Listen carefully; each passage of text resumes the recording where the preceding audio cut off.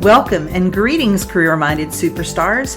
You are listening to the exclusive Career Coach, your podcast for all things career. And I'm Lisa Edwards, the indispensable career coach for superstars just like you. Now let's dig into this week's topic, shall we?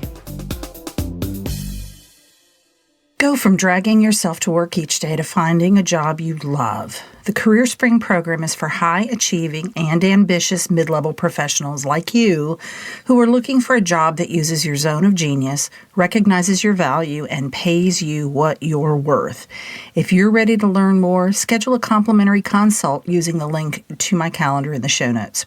Be sure to follow me on Exclusive Career Coaching on Facebook, Lisa Edwards on LinkedIn, and Lisa.Edwards on Instagram. Greetings. How's it going, guys? How has March been? You know, it feels like this year has really flown past. I think the older I get, the more that seems to be the case. And it wasn't too long ago that I was doing my Q2 prep. I take a couple of days at the end, towards the end of every quarter, to evaluate how that quarter went, to adjust my goals accordingly, and just, you know, think about where I want to go in the next 3 months. So it's crazy that I've already done that for the second quarter of the year. Today, I want to use some material from one of my all-time favorite leadership books. It's definitely the one that has the most sticky notes in it. It's called Leading with Emotional Intelligence, written by Reldon Nadler. And I've used this resource in other episodes of the podcast. And today, I want to talk specifically about tools for building your self-confidence. Specifically, he talks about being on your side rather than being on your case. The term that you've probably heard me use, if you've listened to the podcast, is having your own back, right? Having your own back about the decisions you make, having your own back about doing the things you decide to do. And today we're going to really talk about kind of the language, the self-talk that you engage in. And is that language representative of being on your own side? In other words, having your own back? Or is it more representative of being on your case, kind of beating yourself up? When you're on your case, you're hard on yourself. It often comes from a belief that you need to do that you're supposed to push yourself in a kind of a judgmental, critical way to get better. And what many people don't realize is that the calculus for evaluating success or failure is probably what's at fault. It's not what you did or didn't do. It's what you think about what you did or didn't do. How do you frame that quote unquote mistake? I actually, and you've probably heard me say this as well in the podcast, I don't think of it as winning or losing. I think of it as winning or learning, because oftentimes I learn so much more from failures than I do from winning that I can apply to the next time. And it's only a failure if I quit trying, right? When you're never satisfied with your performance, your self-confidence is going to naturally be impacted. You're going to be maybe unhappy, stressed out all of the time. And as a coach, I understand that all of the relationships in your life are natural outcroppings of how you treat yourself. I use the analogy of like a bicycle wheel, right? So my relationship with myself is in that hub in the center of that wheel. And what that looks like affects every spoke that comes out from that in terms of how I treat family, how I treat friends, how I treat clients, how I talk to you guys, right? You know, am I judging you people that I've never even met via the podcast? Am I putting you down, or am I talking up to you and encouraging, and hopefully I'm doing the latter? So while we're going to specifically talk today about your relationship with yourself in this episode, I really want you to understand that getting that quote unquote right is going to affect all the other relationships in your life. If you lead people, you're likely to treat those people in the same way that you treat yourself. You cannot hate yourself into becoming a better performer at work. You cannot hate yourself into becoming a better leader. You can't hate yourself into becoming more promotable. When you can be on your side, you develop a more accurate calibration that you can use to measure yourself, and it will definitely positively impact your relationships with others. So instead of using on your case language with yourself, you can begin practicing more on your side language. And we're going to give some examples here. So here are some examples of on your case language. And I fully have this vision of people listening to this going, if you've watched Forrest Gump's movie, he goes, I did that. So I feel like some of you are going to be saying, I did that. So here's some examples of on your case language. How could I be so lame? Don't I know better than this? I'm an idiot for doing this. Why didn't I start this sooner? I could have done a much better job. What is wrong with me? I should have known better. Insert raised voice there. Hopefully you got the point. So here's some examples of on your side language. Which parts went well? What didn't turn out the way I wanted it to? Notice how different that is than beating myself up. There's no curiosity in that on your case language. There's no drive to do better. There's just beating up. But if I think of it in terms of what didn't turn out the way I wanted it to, what do I want to do differently next time? What exactly didn't work out here?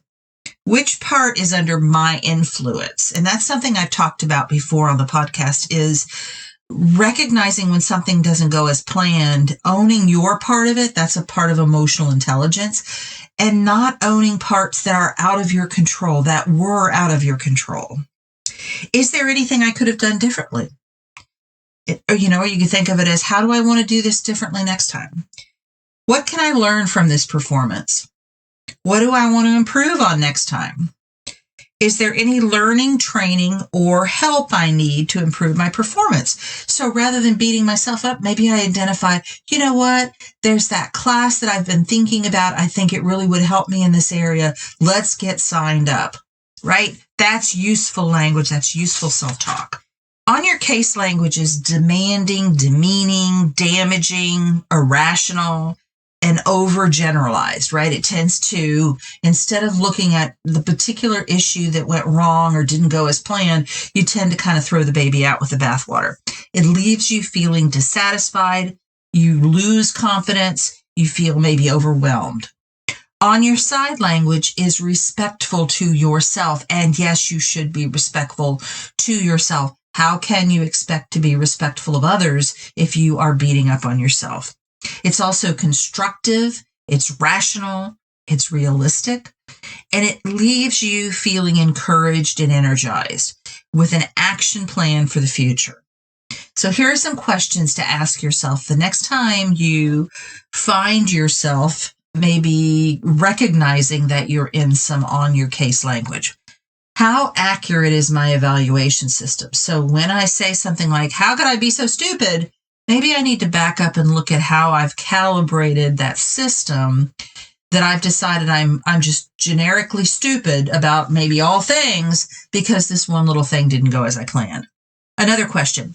On a scale of 1 to 100, what percentage of the time am I on my case?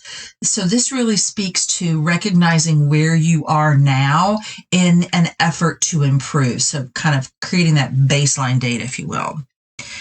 Next question. How do I feel after I've been on my case? Like, let's look at this. Let's look at the results. Let's look at the lack of upside to me beating on myself. How do I feel in that moment when I've just put myself down? If you find it difficult to put yourself in that position, think about how you have felt when someone else has put you down, maybe in a public setting. Oh my gosh, I had this happen back in the 90s. In Columbus, Georgia, when I worked at Columbus State University. I can still remember where I was standing. I can still remember, what the person who said it to me, who it was, what she said, how I felt. And this is, 20 plus years ago. And I remember so clearly feeling really like crap. Here's another question. What are the consequences for me and others for being on my case? And again, this is not beating yourself up, but this is looking at how does this negatively impact or does it negatively impact me? How might it impact my family, my friends, my coworkers once I'm on my case? Here's another question. Do I treat others as harshly as I do myself? And I think it's useful. Again, we're not beating ourselves up. We're giving an honest assessment so we can improve. But looking at, those days maybe in particular where you've beat yourself up, have you noticed that you then turn around and snap at coworkers or direct reports or family members? Here's another question. Is this an effective pattern for me to continue with? Do I like what I'm seeing as I assess, or am I ready to make some changes? And next question, if I don't change this, what do I stand to lose or miss out on? The first step in this process has got to be awareness. So telling yourself the truth about how often you're on your case, perhaps the scenarios in which you tend to be more on your case than others. And noticing when you're on your case versus on your side. That's the whole beginning of this process. Notice it. Change always begins with an honest assessment of where you are right now. And I want to also talk about when you become more aware of your on your case language, the tendency can be to beat yourself up. So now if you think about it, you're kind of hitting yourself twice, right? You're already beating yourself for being on your case, but now you're also beating yourself up for knowing that you're on your case, and you're beating yourself up for beating yourself up, kind of is what I mean.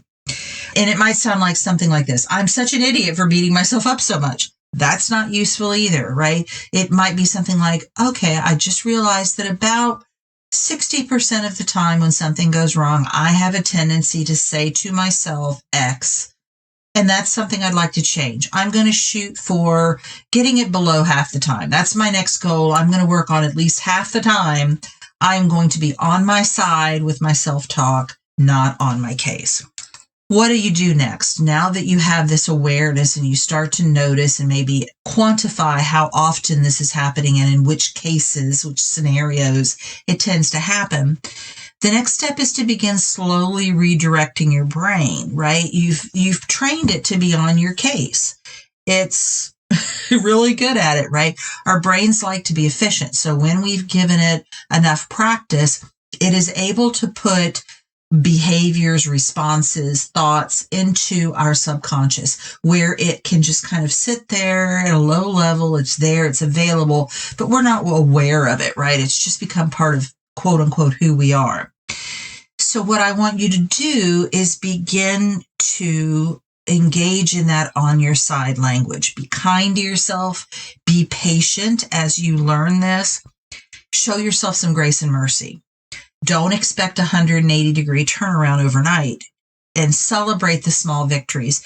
Celebrate those times when you practiced being on your side, then eventually you're going to be able to celebrate the times when you automatically are on your side, and it is becoming learned behavior, and it is your automatic response some of the time. And celebrate it as it is increasingly your automatic response. I have probably talked about this on the podcast, but the concept of kind of having your own back was introduced to me by a coach that I've talked about many times that I was involved with several years back. She was sort of the genesis of me knowing what life coaching was and being a student of life coaching. And she talked about one day realizing that she didn't have her own back in areas, and she had that negative self-talk. She was on her case a lot. And she decided to draw a line in the sand and kind of say, okay, I'm not going to do that. That's just not okay anymore. I'm not going to talk to myself that way. And because I do not suffer from a lack of self-confidence, I listened to that episode of the podcast and I thought, well, if she can do it, I can do it. I've got more education than her. I'm older. I'm wiser. Whatever I told myself. And I did. I drew a line in the sand that day about negative self-talk. And it has become such a rarity in my life now that that's what I pay attention to. That's what jumps out at me is when I actually do engage in negative self-talk, because it's so rare. And it didn't happen overnight, but it did begin with an awareness that, like Forrest Gump, I did that.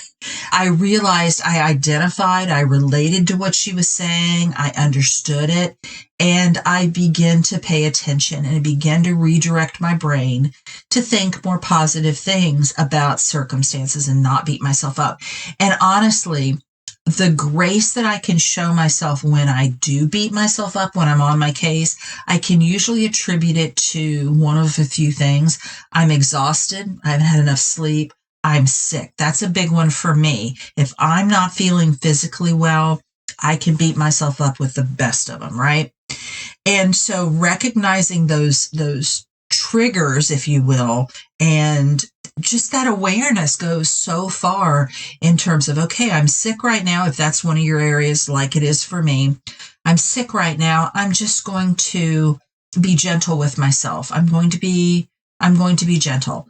And just that kindness that you show yourself. Think of how you would want your best friend to treat you when you've had a bad day or when you've quote unquote failed, how you would want a family member to treat you, or how you would want to treat your best friend, and treat yourself that same way. I hope this is helpful content for you today, and I will see you next week. Take care. You've been listening to The Exclusive Career Coach with Lisa Edwards, CEO of Exclusive Career Coaching. It would be great if you would rate, review, and subscribe to this podcast. Also, I want to be your career coach, so be sure to ask questions about your career management challenges and job search situation. Until next time.